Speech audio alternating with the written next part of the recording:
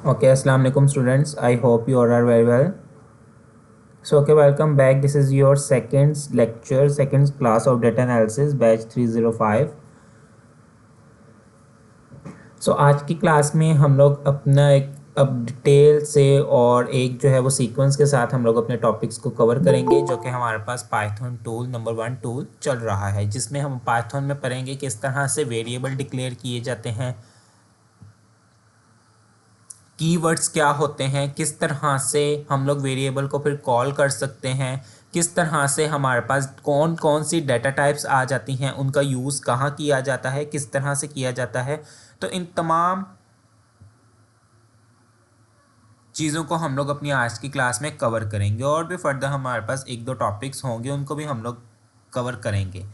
So start करते हैं अपनी क्लास। और स्टार्ट करने से पहले एक क्वेश्चन आया था। यस, मैंने जिस तरह के आपको लास्ट क्लास में बताया है, आप लोग यू कह दिया, VS कोड भी आप लोग यूज़ कर सकते हैं, आप लोग एनाकोंडा नेविगेटर भी यूज़ कर सकते हैं, आप लोग क्लाउड बेस्ड एनाकोंडा क्लाउड को भी यूज़ कर सकते हैं, आप लोग गूगल कोलैब को भी यूज़ कर सकते हैं। ये टोटली आपकी चॉइस है, आप लोगों ने किस एडिटर को आप लोग ईजी और फेमिलियर होकर उसको यूज़ कर सकते हैं, तो वो आपकी चॉइस है। मैंने आपको इन तमाम टूल्स के नाम बता दिए हैं, उसमें से अब आपकी चॉइस है आपने कौन से टूल को यूज़ करना है। पाईचार्म भी एक हमारे पास टूल यूज़ होता है, पाईचार्म कम्युनिटी, वो भी आप लोग यूज़ कर सकते हैं। लेकिन मैं जो है वो मोस्ट फ्रिक्वेंटली आप लोगों को या तो कहूँगा आप लोग गूगल कोलैब को यूज़ करें, या फिर आप एनाकोंडा नेविगेटर को इंस्टॉल करके उसको यूज़ करें। ओके, सो अगर इंस्टॉलेशन में कोई इशू है, या फिर आप बार बार जो है वो इंस्टॉल कर रहे हैं और आपके पास एक्यूरेटली इंस्टॉल नहीं हो रहा, उसका सेटअप नहीं हो रहा, तो देन फिर आप गूगल कोलैब को यूज़ कर लें। इसमें कोई जो है वो इशू वाली बात नहीं है, सिंपल सेम ही है वो पैटर्न, कोड लिखने का तरीका, और जो आगे फर्दर मेथड्स हम लोग चीज़ों को कवर करेंगे, नॉलेज को गेन करेंगे, वो सब हमारे पास एग्जैक्ट सेम रहेगा, जस्ट टूल में डिफरेंस आएगा। सो इस पे आप लोगों की चॉइस है, आप लोग जौन सा मर्जी टूल यूज़ कर लें। ओके,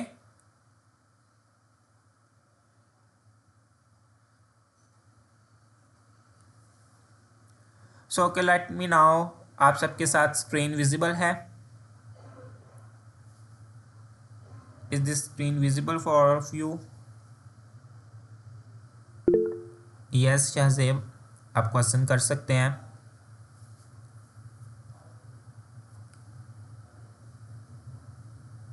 कोई बात नहीं, क्वेश्चन कर लिया करें, आप माइक ओपन करके क्वेश्चन कर लें, या फिर आप चैट बॉक्स में अपना राइट कर लें क्यूरी। बट सिर्फ जो है वो आप लोगों से ये रिक्वेस्ट है कि ड्यूरिंग द क्लास आप लोग अपने माइक्स ऑफ रखिएगा। कोई क्वेश्चन हो तो इसी तरह आप हैंड रेस कर लें, या फिर चैट बॉक्स में आप क्यूरी को लिख दें, ताकि फिर, और ये तो मेरी भी आदत है कि हर एक छोटी सी चीज़ समझाने के बाद तो मैं ज़रूर जो है वो पूछता हूँ कि क्लियर है कि नहीं है, तब आप लोग बोल सकते हैं।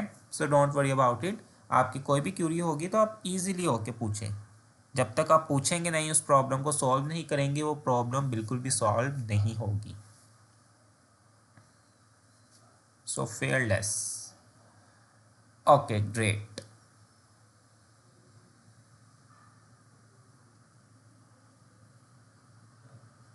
तो चलें हम लोग स्टार्ट करते हैं। हमारे पास आज सेकंड लेक्चर है। प्रीवियस क्लास में हम लोगों ने कुछ इंट्रोडक्शन ले लिया था, हम लोगों ने अपनी इसी डाटा एनालिसिस के कोर्स का इंट्रोडक्शन ले लिया था, कोर्स आउटलाइन को कवर एक बार हम लोगों ने ब्रीफली जो है वो उसको देख लिया था, डिस्कस कर लिया था। और उसके बाद हम लोगों ने फिर अपना फर्स्ट कोड भी राइट किया था कि किस तरह से पाइथन हमारे पास जुपिटर नोटबुक, जो कि पाइथन के ही वर्जन में है, पाइथन ही इस पे इंटरप्रेटेटर यूज़ कर रहा है, जो कर्नल पीछे आउटपुट जो एग्जीक्यूट करता है वो हमारे पास पाइथन का ही है। तो जुपिटर नोटबुक का हम लोगों ने इंटरफेरेंस देखा था, किस तरह से ईजिली इसका हमारे पास ये इंटरफेस है। सो आज सेकंड क्लास है। आज की क्लास में सबसे पहले तो हम लोग देखेंगे कि हर प्रोग्रामिंग लैंग्वेज के अंदर कीवर्ड्स क्या होते हैं। सो स्क्रीन इतनी सबके साथ ठीक है? जूम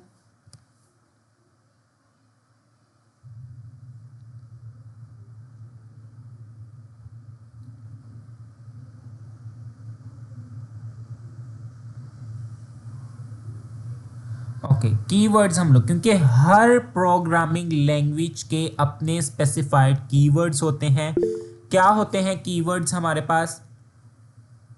ओके, कीवर्ड्स हमारे पास होते हैं जो प्री डिफाइन मीनिंग्स होते हैं। हर लैंग्वेज के अपने कुछ स्पेशल कीवर्ड्स होते हैं और उनका एक स्पेशल मतलब होता है, काम करने का एक अलग तरीका होता है। सो ये जानना बहुत ज़रूरी है कि वो कीवर्ड्स हमारे पास कौन से हैं और किस तरह से उनको यूज़ किया जाता है। पाइथन के अंदर भी कुछ हमारे पास कीवर्ड्स हैं, लाइक इंपोर्ट मॉड्यूल है, हमारे पास कीवर्ड है। देन हमारे पास एज है, इफ है, फॉर, ये तमाम कीवर्ड्स हैं। सो हम देखते हैं कि किस तरह से पाइथन के अंदर हम कीवर्ड्स को इंपोर्ट कर सकते हैं। तो सबसे पहले हम लिखेंगे इंपोर्ट कीवर्ड्स, देन प्रिंट करवाएंगे हम यहाँ पे print keyword dot KW list.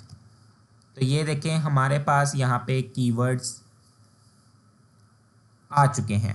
Keywords को हमने जब भी आउटपुट में डिस्प्ले करवाना है, we should need to use import module, जो कि क्या काम करता है कि बैकएंड पे जहाँ पे की प्रोग्रामर्स ने, जिन्होंने इस कोड को, इस जुपिटर नोटबुक को, इस पाइथन के कर्नल को बनाया है, तो बनाते वक्त उन्होंने जहाँ पे कीवर्ड्स को डिफाइन किया है, जहाँ पे इन कीवर्ड्स की फाइल रखी है, वहाँ से कीवर्ड्स को गेट करने के लिए और अपनी इस स्क्रीन पे डिस्प्ले करवाने के लिए मुझे इंपोर्ट मॉड्यूल का यूज़ करना पड़ा, जो क्या काम करता है कि बैकएंड पे जाके देखता है कि कीवर्ड्स नाम की फ़ाइल कहाँ पड़ी है, वो उससे कीवर्ड्स को एक्सट्रैक्ट करता है और मुझे आउटपुट में डिस्प्ले करवा देता है कि ये लें जी, आपके पास पाइथन में तमाम यहाँ पे टोटल ये कीवर्ड्स यूज़ होते हैं।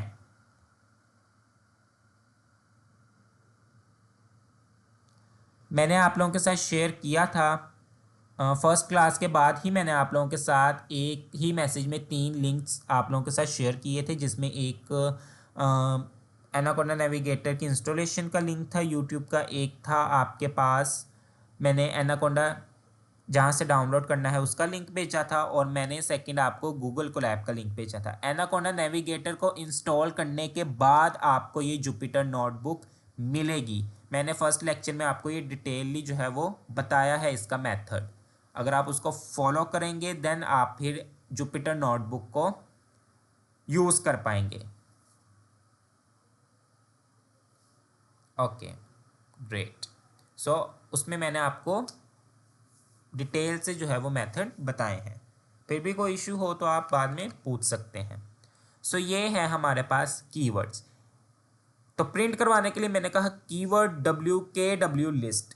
KW मतलब कीवर्ड की ही लिस्ट मुझे आउटपुट में डिस्प्ले करवा। अब ये लिस्ट क्या चीज़ है? आप ये स्टार्टिंग में स्क्वायर ब्रैकेट ओपन और क्लोज देख रहे होंगे। This is called list in Python. Python में ये लिस्ट डेटा टाइप भी है, पाइथन के अंदर ये list as a data structure भी वर्क करती है। सो इसलिए हम लोग यूज़ करते हैं लिस्ट का। सो इसलिए मैंने यहाँ पे LIST लिस्ट लिखा था कि कीवर्ड्स, जितने भी कीवर्ड्स पाइथन के अंदर यूज़ हो रहे हैं वो मुझे एक लिस्ट में बता दो। अब इनसे बाहर ये स्क्वायर ब्रैकेट स्टार्ट हो रही है और ये एंड हो रही है, इससे बाहर मुझे कुछ भी नज़र नहीं आएगा, क्योंकि मैंने उसको एक लिस्ट में, एक पैकिंग में कह सकते हैं कि मैंने उसको डिस्प्ले करवाया है। और आप यहाँ पे देखें हमारे पास ये false, none, true, and, as, assert, scan, wait, break, class, continue, def, del, elif, nonlocal, lambda, एल, एल्स, एक्सपेक्ट, ये सारे के सारे हमारे पास कीवर्ड हैं। और उसके साथ साथ ये हमारे पास इंपोर्ट भी एक कीवर्ड है। तो देखें कीवर्ड को ही कॉल करने के लिए हमें कीवर्ड का यहाँ पे यूज़ करना पड़ा। मॉड्यूल भी कह सकते हैं यूज़ होने वाला, कीवर्ड भी है हमारे पास। ओके, सो ये हमारे पास टोटल पाइथन के अंदर कीवर्ड्स होते हैं। अब मेन बात ये है कि इन कीवर्ड्स को जानना क्यों ज़रूरी है।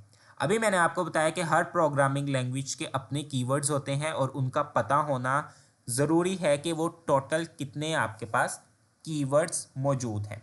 सो अगर हमने यहाँ पे लेंथ फाइंड आउट करनी हो कि ये कीवर्ड्स टोटल कितने हैं, तो उसके लिए हम लोग एक फंक्शन यूज़ करते हैं, that is lane, LEN, lane.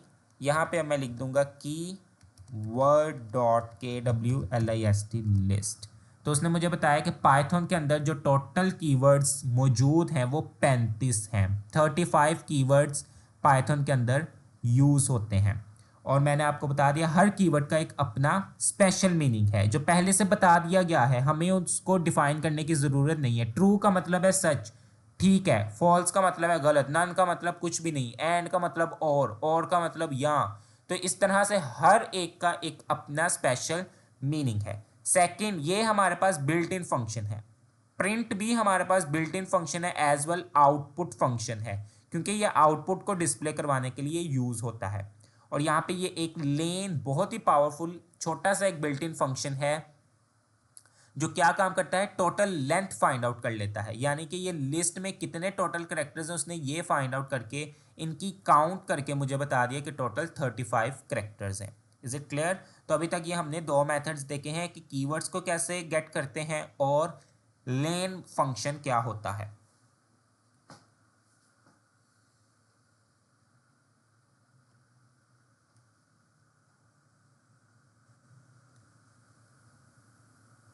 Okay then, अब हमारे पास जो मेन मेथड या फंक्शन या आज का काम है दैट इज वेरिएबल। वेरिएबल को डिक्लेयर कैसे किया जाता है, वेरिएबल को इनिशियलाइज कैसे किया जाता है। सो यहाँ पे डिक्लेरेशन एंड इनिशियलाइजेशन अब देखते हैं वेरिएबल्स की। अब ये जो कीवर्ड्स आपको बताने का मकसद यही था कि वेरिएबल के नेम को हम लोग कीवर्ड डिफाइन नहीं कर सकते। यानी कि keyword as a variable name हम लोग नहीं एंटर कर सकते। क्यों? क्योंकि पाइथन कहता है कि ये मेरी मलकियत है, आप मेरी मलकियत को अपनी मलकियत कह के इस्तेमाल नहीं कर सकते। सो वेरिएबल हम लोग क्यों डिफाइन करते हैं, सबसे पहले ये क्वेश्चन है।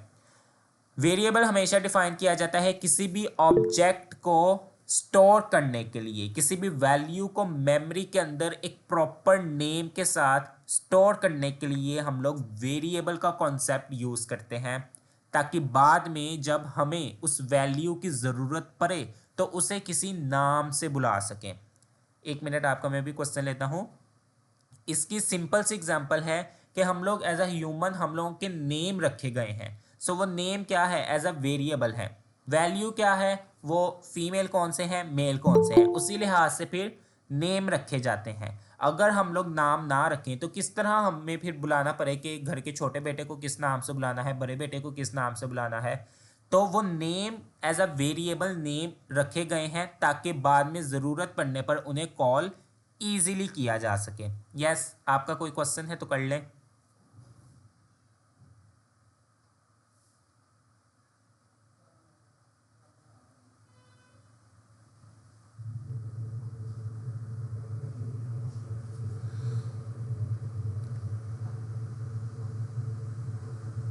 यस इसरार, आपका कोई क्वेश्चन है तो आप या माइक ओपन करके कर लें या फिर आप चैट बॉक्स में राइट कर लें ताकि फिर आपकी क्यूरी पता चल सके।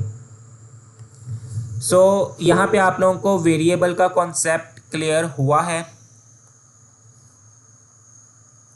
ओके कि वेरिएबल क्यों डिफाइन किया जाता है। साथ साथ मुझे बताते जाया करें ताकि मुझे भी पता चले कि हाँ बिल्कुल आप लोग सुन रहे हैं, क्लास के अंदर ही मौजूद हैं, ताकि मुझे भी पता चलता जाए कि जहाँ पे किसी को भी कोई इशू आ रहा है, नहीं समझ आ रही, तो चले वहीं पे स्टॉप करके आपको दोबारा से गाइड करूँ। ओके सो अब यहाँ पे हम अपना फर्स्ट वेरिएबल नेम डिक्लेयर करते हैं। सो वेरिएबल नेम डिक्लेरेशन का मतलब है कि जिसमें आप अभी वेरिएबल का नाम स्पेसिफाई कर रहे हैं, अभी आप वेरिएबल का नाम लिख रहे हैं, उसको कोई वैल्यू असाइन नहीं कर रहे। सो अभी नाम बताने के तरीके को कहते हैं वेरिएबल डिक्लेरेशन। लेकिन यहीं पे एक और कॉन्सेप्ट भी है that is variable initialisation. Initialisation कहते हैं जिसमें फिर उस वेरिएबल को डिक्लेयर करने के साथ साथ हम उसको एक वैल्यू भी असाइन कर देते हैं। This concept is known as variable initialisation. यहाँ पे मैंने एक वेरिएबल लिखा फॉर एग्जाम्पल नेम नाम का, NAME नेम। सो ये मैंने अभी यहाँ पे सिर्फ नेम लिखा है, ये मैंने वेरिएबल डिक्लेयर कर दिया है, लेकिन सिर्फ हम लोग वेरिएबल इसी तरह से डिक्लेयर नहीं करते, उसको हमेशा साथ इनिशियलाइज भी करते हैं। सो इनिशियलाइज करने के लिए यानी इस वेरिएबल को वैल्यू असाइन करने के लिए हम इक्वल का साइन यूज करते हैं। This symbol is known as assignment operator in Python. ये हमारे पास इक्वल का साइन असाइनमेंट ऑपरेटर कहलाता है कि आप इस वेरिएबल को वैल्यू असाइन करने जा रहे हैं। मैंने यहाँ पे वैल्यू रख दी है 10। सो यहाँ पे अब मेरे पास जो वेरिएबल नेम है दैट इज NAME नेम, उसकी वैल्यू क्या है 10। जब भी वेरिएबल डिक्लेयर करेंगे वो हमेशा लेफ्ट साइड पे होगा, मिड में हमारे पास ऑपरेटर आ जाएगा that is assignment operator, and then फिर हमारे पास यहाँ पे वैल्यू आ जाएगी। अब इसको मैं रन करूंगा Shift+Enter। अब यहाँ पे मैं इसको प्रिंट फंक्शन का कॉल करते हुए कॉल करूंगा NAME नेम, तो देखिए मेरे पास इसकी वैल्यू आ गई है 10 कि आपकी मेमोरी के अंदर एक 10 नंबर यानी 10 नंबर स्टोर हुआ है, किस नाम का, नेम का यानी नेम का। बिल्कुल एग्जैक्टली ऐसे ही होगी। इसका भी डेमो मैं आपको फर्स्ट लेक्चर में दे चुका हूँ गूगल क्लैब में। आज जैसे ही उसको ओपन करेंगे वो आपसे सिर्फ साइन इन का ऑप्शन पूछेगा, आपने उसमें ईमेल ऐड करके साइन इन कर लेना है। उसके बाद फिर आप इजीली जो है वो उसको अपनी ड्राइव के ज़रिए उस पर आप अपनी नोटबुक भी सेव कर सकते हैं, वो आपको खुद ब खुद ऑप्शन देगा। तो आप बिल्कुल सेम यही मेथड होगा कोड राइट करने का भी, लिखने का भी।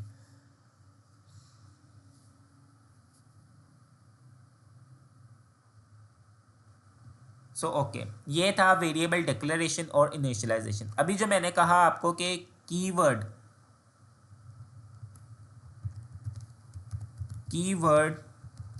As a variable, keyword as a variable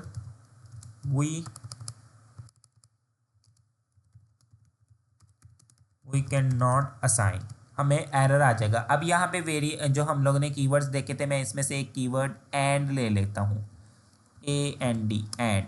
देखें एक तो मैंने एंड लिखा है तो मेरे पास ये क्या हो गया है, बोल्ड हो गया। इट मीन्स कि ये इसका बिल्ट इन यूज़ होने वाला फंक्शन है। मैंने इसको वैल्यू साइन कर दी जी 5। जैसे ही Shift+Enter करूँगा एरर आ जाएगा। अब एरर क्या आ गया, वो इंडिकेट भी कर रहा है ये हैटनुमा चीज़ से कि आपके पास इसका एरर है, और कह भी रहा है कि इनवैलिड सिंटैक्स है। इसका मतलब है कीवर्ड हम एज अ वेरिएबल डिक्लेयर नहीं कर सकते। ओके, अब यहाँ पे हम लोग डेटा टाइप्स देखते हैं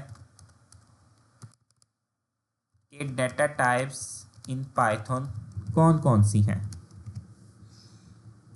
सो नंबर 1 है हमारे पास डेटा टाइप आ जाती है that is numeric data type. So ये आपको मैंने बताया है, ये हमारे पास कमेंट है, सिंगल लाइन कमेंट हमारे पास ये हैश है। सो देखिए यहाँ पे भी मैंने सिंगल लाइन का यूज़ किया था, सिंगल लाइन कमेंट का, ये मेरे पास आउटपुट में डिस्प्ले नहीं हुआ। सो कमेंट कभी भी डिस्प्ले नहीं होते, इग्नोर हो जाते हैं। नंबर 1 हमारे पास है न्यूमेरिक डेटा टाइप।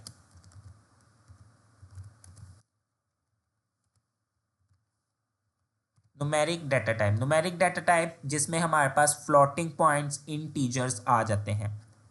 सो 1.1 है हमारे पास इंटीजर्स, देन फ्लोटिंग। ये सब ये जो चीज़ें मैं साथ साथ लिख रहा हूँ ये बहुत अच्छी प्रैक्टिस होती है जब भी हम लोग as a data analyst work कर रहे हों या फिर एज अ डाटा साइंटिस्ट। तो ये एक एक चीज़ें इस तरह से कमेंट के फॉर्म में लिखना या फिर इस तरह हेडिंग के फॉर्म में लिखना, ये बहुत अच्छी एक प्रैक्टिस है। सो मोस्ट प्रोबेबली हमारे पास यही लैंग्वेज यूज़ होती है। अब यहाँ पे मैंने एक war_1 नाम का वेरिएबल डिक्लेयर कर दिया जिसको वैल्यू असाइन कर दी 10, और यहाँ पे मैंने एक war_2 नाम का वेरिएबल साइन कर लिया जिसको मैंने 2.45 वैल्यू असाइन कर दी। अब इनको हम प्रिंट करेंगे war_1 और प्रिंट करेंगे war_2। तो मेरे पास दोनों की वैल्यूज़ यहाँ पे डिस्प्ले हो जाएंगी, एक है न्यूमेरिक एक है डेसिमल। अच्छा, अब ये कैसे पता चलेगा हमें कि न्यूमेरिक कौन सी है या डेसिमल ही है ये वेरिएबल? पता भी तो चलना चाहिए हमें। तो इसके लिए एक फंक्शन बिल्ट इन यूज़ होता है, that is type. Type function हम लोग यूज़ करते हैं ये पता लगाने के लिए कि ये जो वेरिएबल की मेरी वैल्यू है वो किस तरह की है। तो TYPE टाइप्स स्मॉल वर्ड्स में लिखेंगे और वेरिएबल अंडरस्कोर 1। तो देखिए उसने मुझे क्या कहा है, class int, INT int means integer, और इंटीजर वो नंबर्स होते हैं जिसमें पॉइंट वाली वैल्यू मौजूद नहीं होती। ऐसा ही है।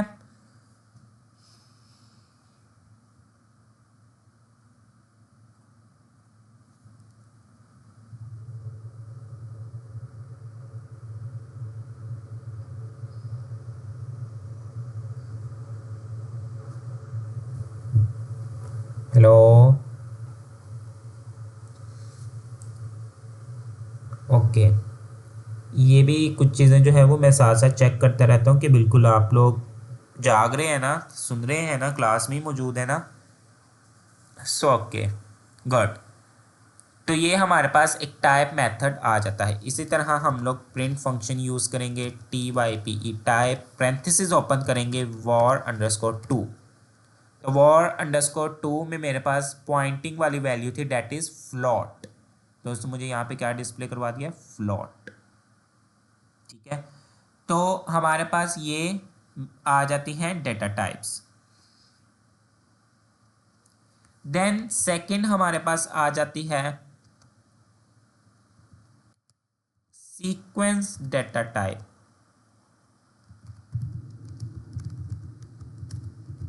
सीक्वेंस डेटा टाइप में फर्दर हमारे पास डेटा टाइप है, सॉरी, स्ट्रिंग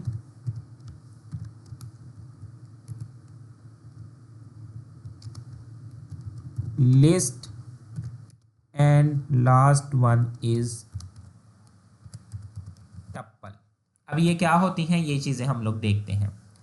मैंने यहाँ पे war_3 नाम का वेरिएबल लिया। अब स्ट्रिंग कहते हैं ऐसी डाटा टाइप को जो डबल कोटेशन के अंदर लिखी जाए। सिंगल कोटेशन, डबल कोटेशन या ट्रिपल कोट्स के अंदर लिखे जाने वाले numbers, alphabets known as string data type in Python. Sir double quotes के अंदर डबल कोट स्टार्टिंग पे भी और एंडिंग पे भी, इसके दरमियान मैंने यहाँ पे लिख दिया फारूक। ये मेरे पास स्ट्रिंग बेस्ड डाटा टाइप है। देन यहाँ पे अब मैंने एक लिस्ट क्रिएट करनी। अभी मैंने आपको बताया था कि लिस्ट हमारे पास किस तरह से क्रिएट होती है। कोई मुझे बताएगा लिस्ट किस तरह से क्रिएट की जाती है। अभी मैंने आपको बताया था स्टार्टिंग में ही।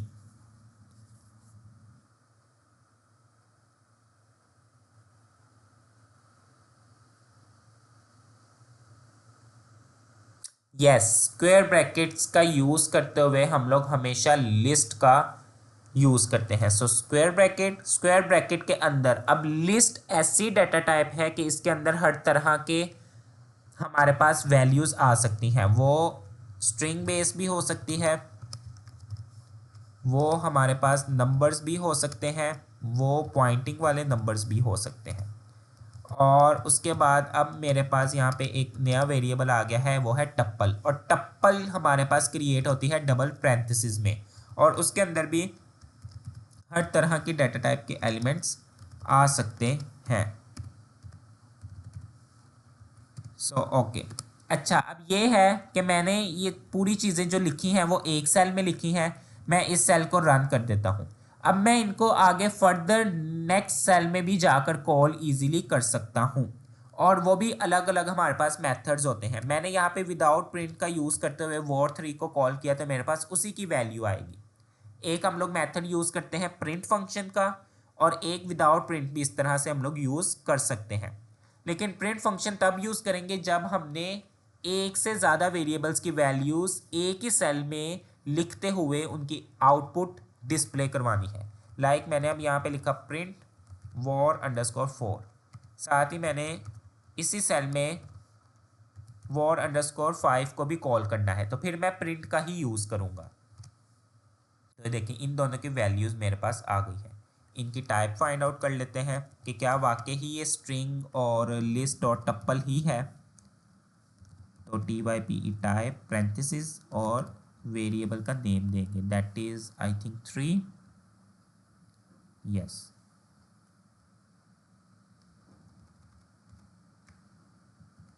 सो कॉपी हेयर, पेस्ट 5 और 4। तो बिल्कुल war 3 में हमारे पास स्ट्रिंग थी, सो str मीन्स स्ट्रिंग। war 4 में हमारे पास लिस्ट थी और war 5 में हमारे पास टप्पल्स थी। सो ये हमारे पास सीक्वेंस डाटा टाइप्स आ जाती हैं। क्लियर?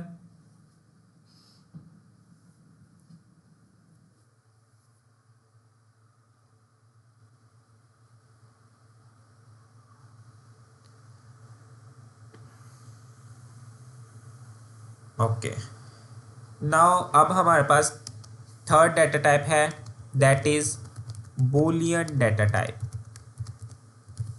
बूलियन डाटा टाइप जिसमें सिर्फ हमारे पास वैल्यूज़ या तो ट्रू होंगी या फिर हमारे पास फॉल्स होंगी, बस ये दोनों हमारे पास बूलियंस डाटा टाइप है। इनको प्रिंट करवा लेते हैं war_6। अच्छा, इसी प्रिंट का फंक्शन यूज़ करते हुए मैं टाइप भी फाइंड आउट कर सकता हूँ।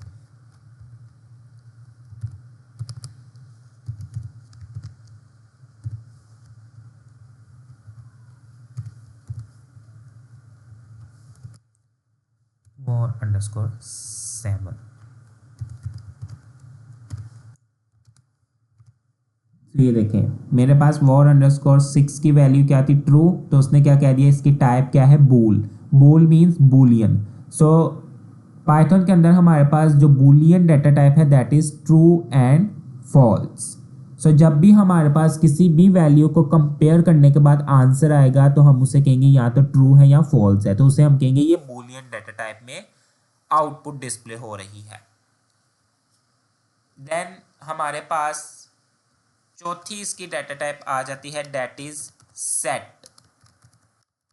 सेट से आप लोगों को ज़रूर कुछ याद आया होगा, हम लोग ये 5, 6, 7 क्लास से पढ़ते हुए आ रहे हैं सेट्स। सो सेट्स का यूज़ सेम एग्जैक्ट यहाँ पे भी कर्ली ब्रेसेस का यूज़ करते हुए किया जाता है। सो ये हमारे पास सेट है। कैसे पता चलेगा ये सेट है, पहले तो प्रिंट करवाते हैं और उसके बाद फिर इसकी टाइप को प्रिंट करवाते हैं। सो ये सारी चीज़ें हमारे पास आगे यूज़फुल हैं, तो हम लोग इसका यूज़ कर रहे हैं। तो ये मेरे पास सेट आ गई है। और अब लास्ट डाटा टाइप है फिफ्थ, दैट इज़ डिक्शनरी। सो अभी के लिए इतना ही जो है वो काफ़ी है जानना। आगे इनके डिटेल से हमारे पास टॉपिक्स आएंगे, उसमें हम लोग इनको कवर करेंगे। डिक्शनरी में हम हमारे पास की और वैल्यू पेयर्स में आ जाती हैं और इन दोनों को सेपरेट किया जाता है कॉलन के साथ। की एक की होती है और एक वैल्यू होती है। इस तरह से हमारे पास डिक्शनरी क्रिएट की जाती है। क्या फंक्शन है, क्यों क्रिएट की जाती है, इन सब का क्यों यूज़ किया जाता है, ये डिटेल से हम लोग आगे एज अ डाटा स्ट्रक्चर में इनको कवर करेंगे। So don't worry. और इसकी डाटा टाइप हमारे पास क्या आ गई है, डिक्ट। सो ये सारी हमारे पास डाटा टाइप्स थी जो पाइथन के अंदर यूज़ होती हैं और इनको एक एक करके हम लोग यूज़ करेंगे अपने डाटा सेट के ऊपर। डाटा सेट क्रिएट करेंगे, ये तमाम तक चीज़ें हमारे पास यूज़ होती हैं, इसलिए इन चीज़ों को हम लोग एक्सप्लोर कर रहे हैं। यहाँ तक सबको क्लियर है? किसी का कोई क्वेश्चन?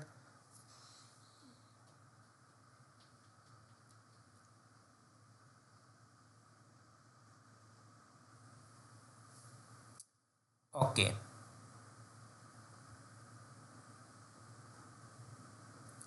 ओके। सो अब हमारे पास यहाँ पे एक कॉन्सेप्ट आ जाता है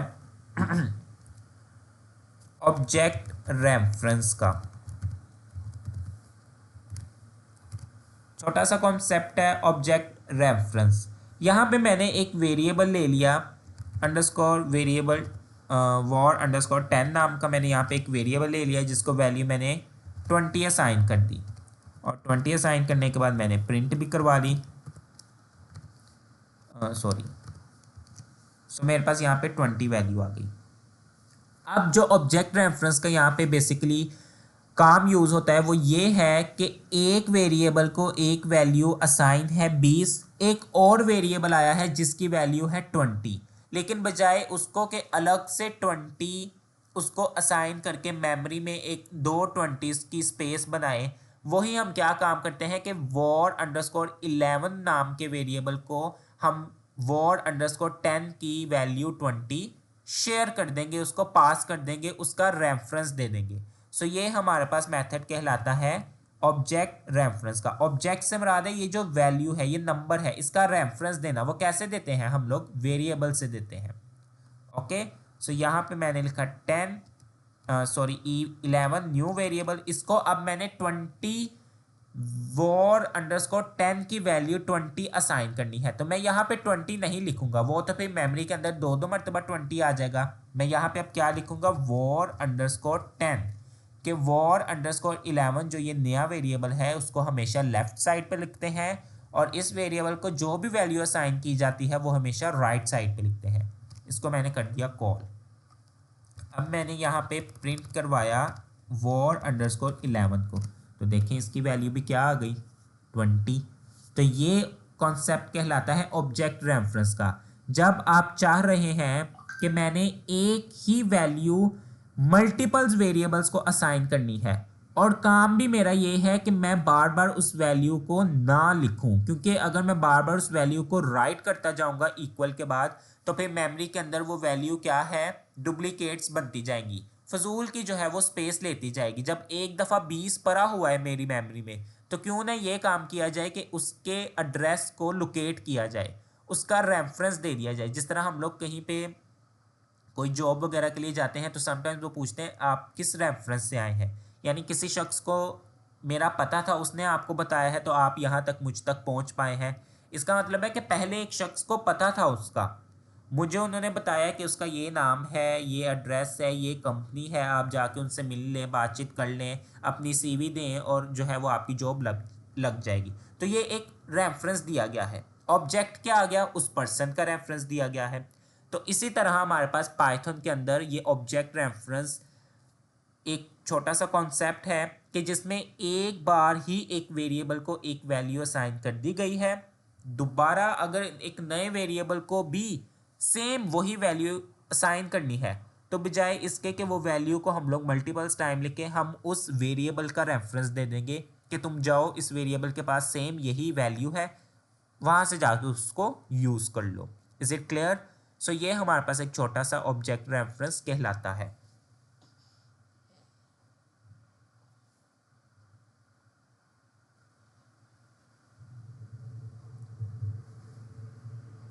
आई होप कि आप लोगों को क्लियर हुआ होगा कि ऑब्जेक्ट रेफरेंस इन पाइथन क्या है।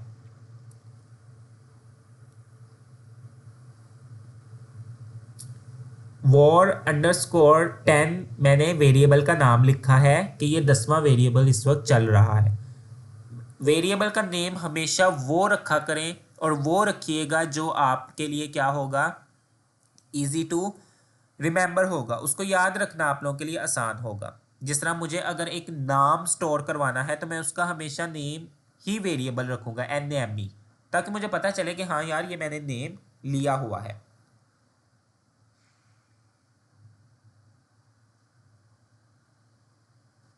यस डेफिनेटली, यही अब कॉन्सेप्ट हम आगे भी देखने जा रहे हैं कि हमारे पास single line assignment, multi line क्या होता है। इसलिए ये पहले आपको मैंने ऑब्जेक्ट रेफरेंस बताया है। That's great. सो ओके, अब यहाँ पे एक बात आई कि वॉर वेरिएबल को एक नई war_10 को एक नई वैल्यू असाइन हो गई। पहले तो उसकी पुरानी वैल्यू क्या थी? 20 थी। अब यहाँ पे उसको एक नई वैल्यू असाइन होगी।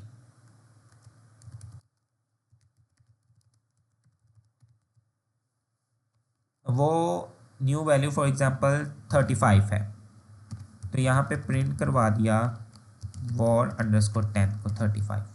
अब यहाँ पे मुझे आप में से कोई बताए कि यहाँ पे मैं war_11 को जब कॉल करूँगा तो इसकी क्या यहाँ पे वैल्यू आएगी? 20 आएगी या 35 आएगी? क्योंकि पहले जब हम लोग ने war_10 को क्रिएट किया विद 20 वैल्यू के साथ, तो हमारे पास वॉर 11 की भी वैल्यू 20 आई, लेकिन अब जो वेरिएबल 10 है वो अपनी वैल्यू चेंज कर चुका है। तो क्या उसके वैल्यू चेंज करने से वॉर 11 भी अपनी वैल्यू चेंज कर चुका है? सो एक स्टूडेंट ने बताया है 20 ही आएगी वॉर 11 की, और दो ने बताया है 35। सो हेयर वॉर 11 की वैल्यू 20 आएगी। यहाँ पे अब ये बात सोचने वाली है कि वॉर 10 ने अपनी वैल्यू चेंज की है। उसने वॉर 11 को नहीं कहा कि तुम भी अपनी वैल्यू चेंज करो, ना उसने अपना रेफरेंस दिया है। तो वॉर 11 वही पुरानी वैल्यू को लोकेट करता रहेगा, क्योंकि पहले 20 था। अब जो वेरिएबल 10 है वो क्या काम कर रहा था, पहले 20 को लोकेट कर रहा था। अब जैसे ही उसको एक नई वैल्यू असाइन हुई तो वॉर जो 10 है उसने भी क्या किया, 20 को छोड़ दिया, और 35 जहाँ पे जाके स्टोर हुआ था वॉर 10 भी वहाँ पे चला गया। अब पीछे 20 के पास कौन रह गया, वॉर 11। अब जब तक वॉर 11 को भी एक नई वैल्यू असाइन नहीं हो जाती, अब यहाँ पे फॉर एग्जांपल वॉर 11 को मैंने वैल्यू असाइन कर दी है दोबारा से वॉर 10 की। अब मुझे बताएं यहाँ पे वॉर 11 की क्या अब वैल्यू आएगी? एग्जैक्टली अब आएगी 35, क्योंकि इस वक्त जो वेरिएबल 10 है उसकी वैल्यू क्या चल रही है, 35। तो अब वॉर 11 की भी 35 आएगी। अब मैं जब भी यहाँ पे वॉर 10 और वॉर 11 को कॉल करता रहूँगा मेरे पास 35 ही आता रहेगा। तो अब यहाँ पे एक ये बात है, ये क्वेश्चन है कि वो जो 20 वाली वैल्यू थी वो कहाँ गई? स्क्रीन, अगर तो आपके साथ इशू है स्क्रीन का तो देन फिर जो है वो दोबारा से मीटिंग रीजॉइन कर लें, लेकिन अगर सबके साथ हो रहा है तो फिर मुझे बता दें। ओके यहाँ पे मेरा एक क्वेश्चन था, अगर आप में से उनका क्वेश्चन जवाब पता है तो मुझे बता दें आंसर, कि जो अब वेरिएबल 11 की पहली वैल्यू थी 20, जिसको सबसे पहले वेरिएबल 10 भी छोड़ चुका था, अब वेरिएबल 11 भी छोड़ चुका है। तो अब वो जो वैल्यू थी 20 वो अब कहाँ गई? एग्जैक्टली तो सेकंड नेम उसको हम देंगे कि वो अब गार्बेज वैल्यू कहलाएगी, यानी अब वो मेमोरी के अंदर एक जगह पे फजूल में पड़ी रहेगी, गार्बेज वैल्यू होगी। अब जब आगे कभी हम ऐसे फंक्शन को कॉल करेंगे जिसके अंदर कोई भी वैल्यू नहीं है, हम उसको एम्प्टी वैल्यू कॉल करवाएंगे, तो वो जो गार्बेज वैल्यूज पड़ी होगी उसी में से वो कोई कॉल करके हमें आउटपुट में डिस्प्ले करवा देगा। सो ये कॉन्सेप्ट है गार्बेज वैल्यू का, कि वो अब लवारिस हो गई है, उसको अब कोई जानने वाला नहीं है।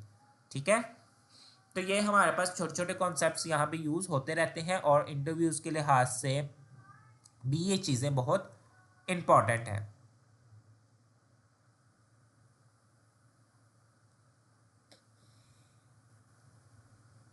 ओके अब हमारे पास आ जाता है कि अगर हम लोगों ने मल्टीपल असाइनमेंट्स करनी हो,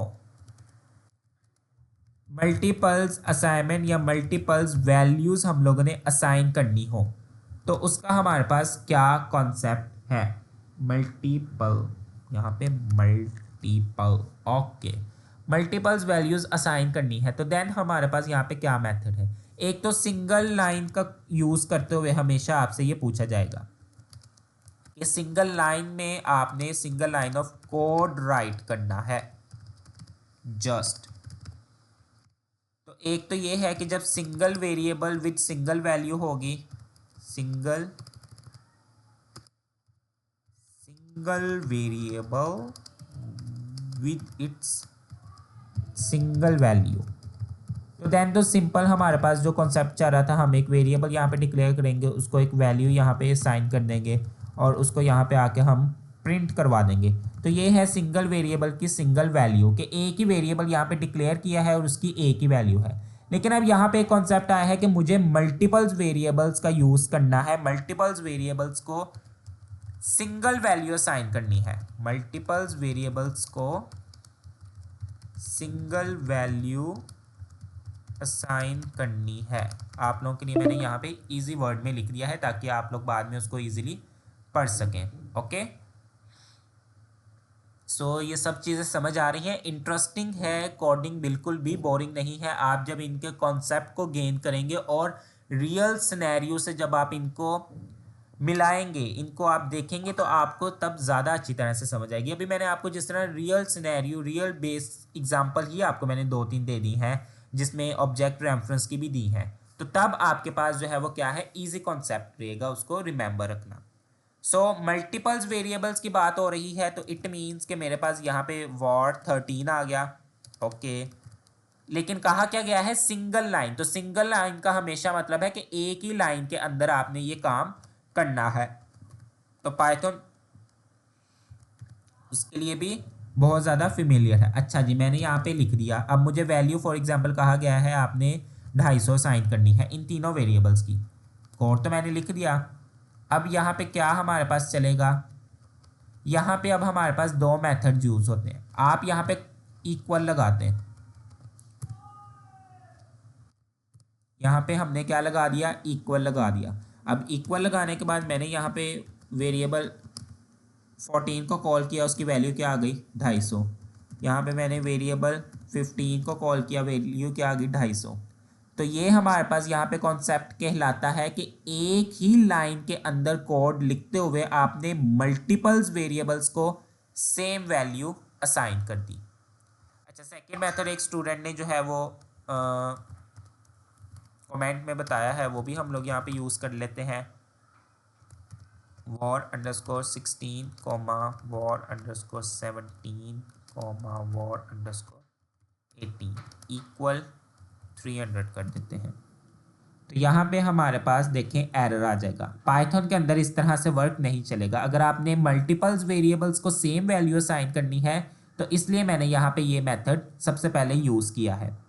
आप हमेशा फिर यहाँ पे इक्वल, ये इस इक्वल का मतलब है कि आप तीनों वेरिएबल को ये सेम वैल्यू असाइन कर रहे हैं। लेकिन यहाँ पे ये कॉन्सेप्ट आ रहा है कि आपके पास जो ये पहला वेरिएबल है कॉमा से पहले, वो इक्वल के बाद कॉमा से पहले वाली वैल्यू को असाइन किया जा रहा है। ये मेथड हम यूज करते हैं जब हमने मल्टीपल्स वेरिएबल्स को मल्टीपल्स वैल्यूज असाइन करनी हो। तो देखिए यहाँ पे वो हमें ये एरर भी दे रहा है। अब हमारे पास मेथड है मल्टीपल वेरिएबल्स को मल्टीपल वैल्यू असाइन करनी हो, तब हमारे पास ये मेथड यूज होता है। war_16 war_17। देखें वेरिएबल्स के नाम वो रखें जो इजी टू यूज रहे और इजी टू रिमेंबर।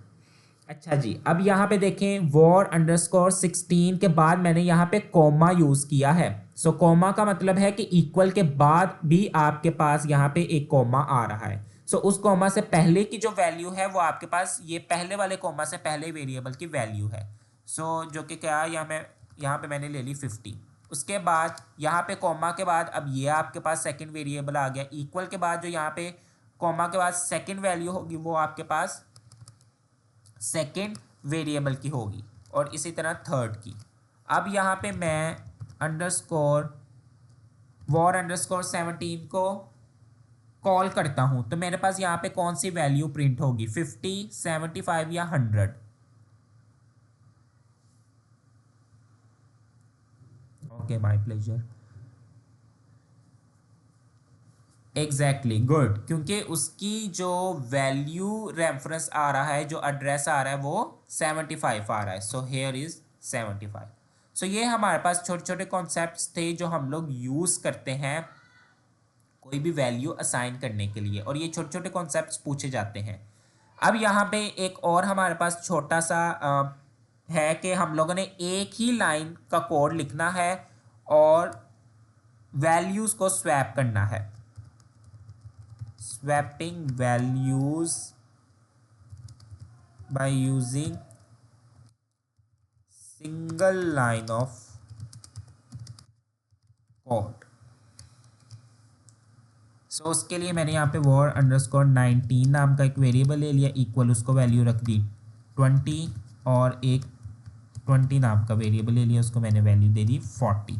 अब मुझे यहाँ पे चाहिए कि जो 19 वेरिएबल है उसको 40 मिल जाए और जो 20 वेरिएबल है उसको 20 मिल जाए, लेकिन एक ही लाइन ऑफ कोड यानी सिंगल लाइन में ही मुझे ये कोड लिखना है। तो सिंपल अभी ऊपर हम लोग जो देख कर आए हैं 19 कॉमा वेरिएबल अंडरस्कोर 20 इक्वल, अब 19 को वैल्यू असाइन करनी है ये 40, तो 40 किस वेरिएबल के पास है, वेरिएबल 20, तो इक्वल के बाद यहाँ पे हम लिख देंगे वेरिएबल 20 देन कोमा और यहाँ पे डेफिनेटली वेरिएबल 19।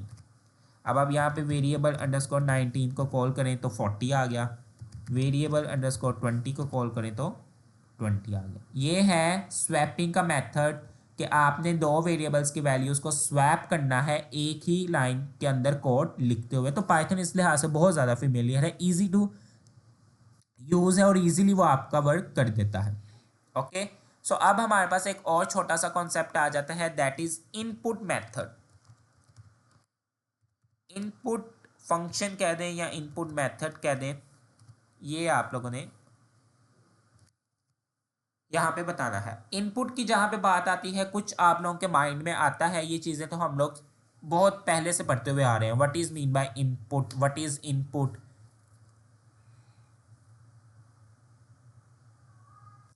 प्रीवियस में हम लोगों ने पढ़ा है कि किस तरह से दो वेरिएबल्स की वैल्यूज को स्वैप किया जाता है एक ही लाइन के अंदर कोड लिखते हुए। सो वो हम लोगों ने ये काम किया है। यहाँ पे मैंने दो वेरिएबल्स ले लिए 19 20 नाम के। 19 वेरिएबल की वैल्यू है 20 और 20 वेरिएबल की है 40।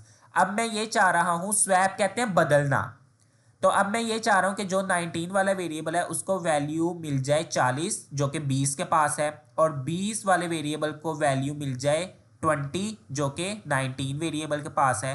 तो ये सिंगल लाइन, एक ही लाइन के, सिंगल का मतलब होता है एक ही लाइन के अंदर आपने ऐसा कोड लिखना है कि वैल्यूज दोनों की क्या हो जाए, स्वैप। सो मैंने यहाँ पे ये अभी ये वाला कॉन्सेप्ट हमने पढ़ा है कि मल्टीपल्स वेरिएबल्स को मल्टीपल्स वैल्यूज कैसे असाइन करते हैं। सो वही काम किया है, इन दोनों वेरिएबल्स को यहाँ पे कॉल किया क्योंकि वैल्यू इनके नाम से मेमोरी में स्टोर है, तो डायरेक्टली हम लोग वैल्यूज को यहाँ पे कॉल नहीं कर सकते, वेरिएबल का यूज करते हुए कॉल करते हैं। वेरिएबल 19 वेरिएबल 20 इक्वल के बाद अब मुझे 19 वाले वेरिएबल को 20 वाले वेरिएबल की ये 40 वैल्यू असाइन करनी है, इसलिए इक्वल के बाद मैं यहाँ पे वेरिएबल 20 लिखूंगा, क्योंकि इक्वल के बाद ये कॉमा से पहले जो यहाँ पे वैल्यू मौजूद होगी वो इस वाले वेरिएबल की वैल्यू होगी। सेम एग्जैक्ट इसी के साथ है। अब मैंने यहाँ पे वेरिएबल 19 कॉल किया तो मेरे पास 20 नहीं आया बल्कि 40 आया है, क्योंकि वैल्यू क्या हो गई है, स्वैप हो गई है। Yes, so okay, definitely input हमेशा हमारे पास यूज़ होता है यूज़र से डेटा लेने के लिए, get the data from user. So उसके लिए हमारे पास यहाँ पे बिल्ट इन फंक्शन यूज़ होता है इनपुट के नाम का, इनपुट बिल्ट इन फंक्शन। अच्छा, बिल्ट इन फंक्शन की जहाँ पे भी बात आएगी इसका मतलब है कि पहले से बना बनाया गया फंक्शन जिसको हम जस्ट कॉल करके राइट करते हैं। अब मुझे फॉर एग्जांपल यूज़र से उसका नाम पूछना है, मैंने यहाँ पे एक वेरिएबल बनाया है यूज़र नेम, फंक्शन यूज़ किया इनपुट, इनपुट के पैरेंथेसिस के अंदर जो मैसेज यूज़र को डिस्प्ले कराना है जिससे पढ़ के वो वैल्यू ऐड कर सके। सो मैंने यहाँ पे लिखा enter your name. So then उसके बाद मैंने यहाँ पे यूज़र अंडरस्कोर नेम को कॉल कर लिया। सो उसने मुझे यहाँ पे क्या कहा है, अब यहाँ पे मैसेज डिस्प्ले करवा दिया है एंटर योर नेम। अच्छा, यहाँ पे मेरी एक बात याद रखिएगा, जब आपके पास इस तरह से डायलॉग बॉक्स अपीयर होगा तो आपने अपने माउस को कभी भी किसी दूसरे जो है वो सेल को पॉइंट आउट नहीं करना। आपका कर्सर यहाँ पे इस वक्त जो ये डायलॉग बॉक्स के अंदर ब्लिंक कर रहा है यहीं पे ब्लिंक करना चाहिए, वरना आपको जो है वो स्क्रीन पे एरर डिस्प्ले करवाता जाएगा।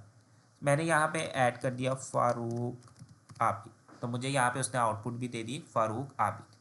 इसी को थोड़ा सा मुझे और जो है वो करना है कि भाई मैसेज इस तरह से डिस्प्ले हो कि my name is comma my name is. अब यूज़र जो एंटर करेगा वो जिस वेरिएबल के अंदर हमने यूज़र का नाम स्टोर करवाना है, वो यहाँ पे कॉल कर लेंगे। अब मैं यहाँ पे लिखता हूँ फारूक आबिद। अब उसने मुझे क्या मैसेज डिस्प्ले करा, my name is Farooq Abid. So अच्छा, अब इसकी टाइप भी ज़रा देख लेते हैं कि क्या इसकी टाइप हमारे पास, कौन सी इसकी टाइप होनी चाहिए। यूज़र ने जो नाम एंटर किया है वो कौन सी टाइप का होना चाहिए। लेट मी क्लियर फर्स्ट, जल्दी जल्दी। यूज़र ने एग्जैक्टली, वेरी गुड, वो स्ट्रिंग बेस होना चाहिए। तो बिल्कुल हमारे पास क्या आ गया है, STR आ चुका है। सो इसी तरह से हम लोग छोटे छोटे क्वेश्चंस भी अपने सॉल्व इंशाल्लाह नेक्स्ट क्लास में किया करेंगे। प्रीवियस लेक्चर से रिलेटेड एक दो क्वेश्चंस हम लोग सॉल्व करने के बाद फिर आगे अपने फर्दर टॉपिक्स पे कंटिन्यू करेंगे। ओके, सो आज की क्लास में जो से भी हम लोगों ने टॉपिक्स कवर किए हैं उनसे रिलेटेड आप लोगों से नेक्स्ट क्लास में सबसे पहले क्वेश्चंस वगैरह पूछूंगा, उसको सॉल्व करेंगे, फिर उसके बाद हम लोग नेक्स्ट टॉपिक स्टार्ट करेंगे। यस, किसी का कोई भी क्वेश्चन है तो आप पूछ सकते हैं।